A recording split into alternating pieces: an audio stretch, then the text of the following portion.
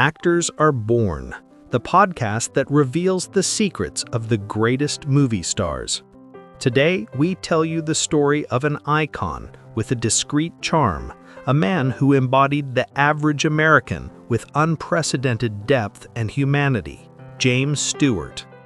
If I asked you to think of a Hollywood star, you would probably imagine a man with an overwhelming charisma, almost a superhero. And then there's him, James Stewart, or simply Jimmy, as he liked to be called. Tall, a little clumsy, with that hesitant speech that became his trademark, Jimmy was the anti-star par excellence.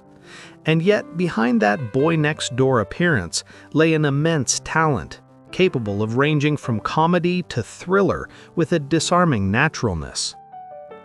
Born in 1908 in Indiana, Pennsylvania, his destiny seemed already sealed: to graduate in architecture from Princeton, and then, who knows, maybe follow in his father's footsteps in the family hardware store. But the call of the stage was stronger. Together with his lifelong friend Henry Fonda, he took his first steps on Broadway before Hollywood noticed him in the mid-1930s. His career took off thanks to his meeting with a director who saw in him the personification of American idealism, Frank Capra. Films like You Can't Take It With You, and especially Mr. Smith Goes to Washington, established him. In the latter, his role of a naive but incorruptible young senator earned him the first of 5 Oscar nominations. A new type of hero was born: the common man, honest and tenacious. But James Stewart's life was not just a succession of successes on the big screen. When the United States entered the Second World War, he did not hesitate to enlist in the Air Force. He became a bomber pilot and completed 20 combat missions, earning numerous honors and reaching the rank of Brigadier General, an experience that marked him deeply, adding new and complex nuances to his acting. Upon his return from the war, Stewart was a changed man, and so were his characters. Innocence gave way to a restless complexity.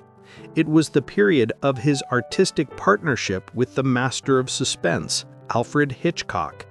In masterpieces like Rear Window, Vertigo, and The Man Who Knew Too Much, he explored the dark side of the human soul, giving us masterful and suspenseful performances. How can we forget his voyeuristic photojournalist, confined in a wheelchair, who becomes convinced he has witnessed a murder? At the same time, Stewart became an icon of the Western genre, thanks to his collaboration with director Anthony Mann. In films like Winchester 73 and The Man from Laramie, his characters were tough men, often driven by revenge, a far cry from the image of the good guy of his early days. But you can't talk about James Stewart without mentioning his innate comedy talent.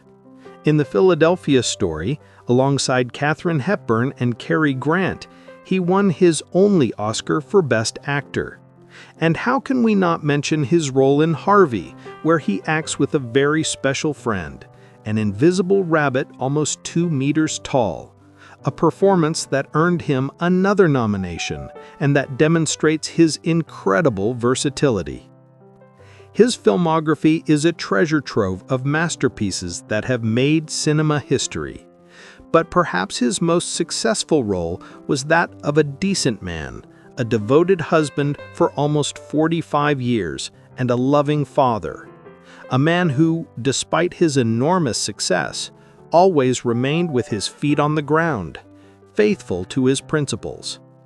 James Stewart left us in 1997 at the age of 89, but his legacy is immortal.